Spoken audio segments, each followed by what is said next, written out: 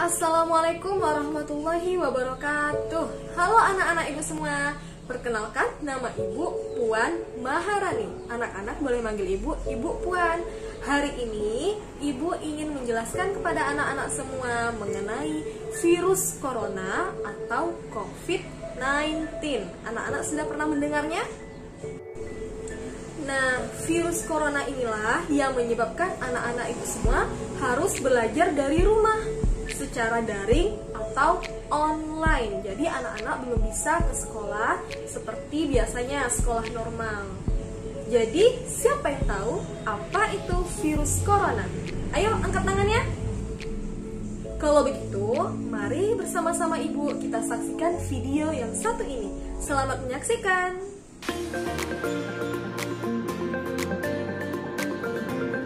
Hai, aku adalah Corona. Aku adalah virus. Aku menyebabkan penyakit COVID-19.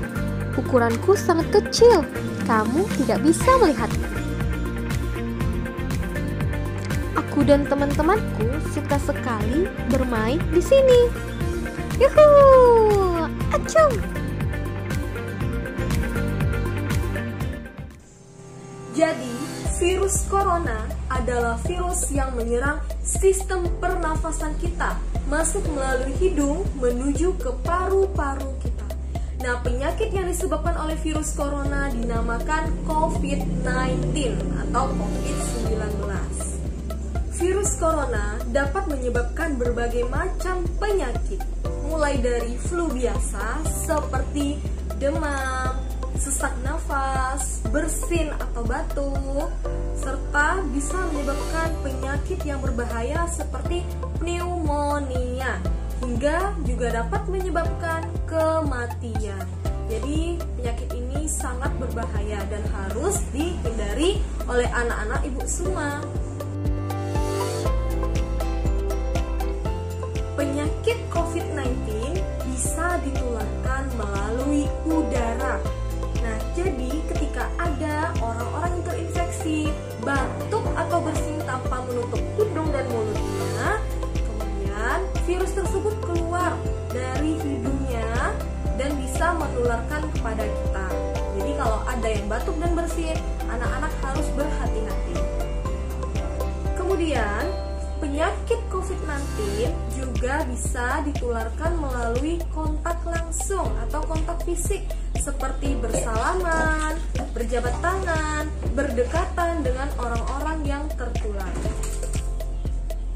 Nah, oleh karena itu, anak-anak ibu semua harus menghindari keramaian atau kerumunan orang karena bisa jadi di antara orang-orang tersebut ada yang terkena COVID-19. Dan jika kita bergabung dalam keramaian, maka besar kemungkinan kita juga akan tertular COVID-19. Selanjutnya, penyakit COVID-19 juga bisa ditularkan dari benda-benda yang terkontaminasi. Apa itu terkontaminasi? Benda-benda yang terkena virus corona. Contohnya, pintu, buku yang terkena percikan air ludah dari orang yang terkena penyakit COVID-19. Jadi kalau anak-anak ibu memegang buku tersebut, anak-anak ibu memegang pintu tersebut, kemudian anak-anak lupa mencuci tangan, lalu langsung memegang hidung dan mulut, bisa jadi anak-anak ibu juga akan terkena COVID-19. Jadi tetap harus berhati-hati. Nah, jika anak-anak ibu merasakan gejala-gejala berikut ini, maka anak-anak ibu harus berhati-hati karena bisa jadi anak-anak ibu sudah tertular COVID-19. Maka anak-anak harus tinggal di rumah, melakukan isolasi mandiri, dan segera tes swab. Apa saja gejala-gejala yang ibu maksud? Yang pertama, jika anak-anak demam tinggi. Kalau panas badannya terlalu tinggi, anak-anak harus curiga. Apakah ini COVID-19 atau penyakit demam biasa? Yang kedua, anak-anak merasakan batuk dan pilek. Batuk, pilek, bersin. Nah, kalau udah mulai merasakan demam tinggi, batuk, pilek, bersin, anak-anak juga harus curiga. Yang ketiga, anak-anak merasakan sulit bernafas atau susah bernafas.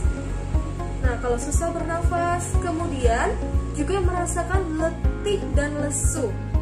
Sulit bernafas, letih dan lesu, demam, batuk dan bersin. Nah, anak-anak harus curiga apakah anak-anak sudah tertular COVID-19 atau hanya penyakit biasa. Gejala-gejala berikut ini adalah termasuk gejala jika kita sudah terkena COVID-19. Jadi anak-anak harus berhati-hati. Namun, anak-anak ibu jangan khawatir karena anak-anak semua bisa melakukan pencegahan penularan virus corona dan penyakit COVID-19. Jadi bagaimana cara penularan dan pencegahannya? Nah, anak-anak ibu bisa mengikuti cara-cara berikut. Apalagi ketika sudah mulai masuk sekolah, namun kita masih di masa pandemi, anak-anak ibu harus melaksanakan protokol kesehatan COVID-19. Yang pertama, caranya adalah menjaga jarak dengan orang lain sekitar 1-2 meter. Jadi nggak boleh berdempet-dempetan. Harus menjaga jarak dari orang lain, dari teman-temannya. Yang kedua, setiap anak-anak menyentuh benda, memegang benda apapun itu, pintu, kursi, meja. Nah, anak-anak harus rajin mencuci tangan. Jadi harus rajin mencuci tangan. Kalau tidak bisa mencuci tangan, menggunakan hand sanitizer. Nah, jadi bisa menggunakan hand sanitizer untuk membunuh kuman atau virus yang menempel di tangan kita. Kemudian, jangan sekali-kali anak-anak menyentuh area mata, wajah, seperti hidung, mulut, sebelum anak-anak mencuci tangan. Karena bisa jadi anak-anak menyentuh benda-benda yang terkontaminasi. Kemudian anak-anak menyentuh hidung, mulut, mata, dan anak-anak juga bisa terkontaminasi. Jadi jangan menyentuh area wajah sebelum mencuci tangan. Yang keempat, hindarilah kontak fisik dengan orang lain. Yang kelima, yang sangat penting, anak-anak ibu harus menggunakan masker.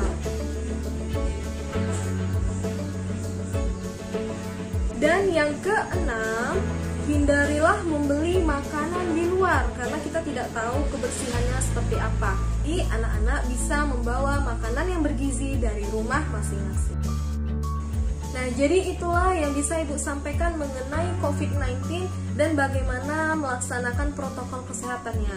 Jadi ketika anak-anak Ibu besok ke sekolah, jangan lupa menggunakan masker, menjaga jarak dari teman-temannya, menggunakan hand sanitizer atau mencuci tangan ketika telah menyentuh benda-benda tertentu, dan jangan langsung menyentuh area wajah. Oke anak-anak ibu, cukup sekian video dari ibu. Patuhi protokol kesehatan di sekolah kita di SDN 185 Pekanbaru. Ibu akhiri sampai di sini. Assalamualaikum warahmatullahi wabarakatuh.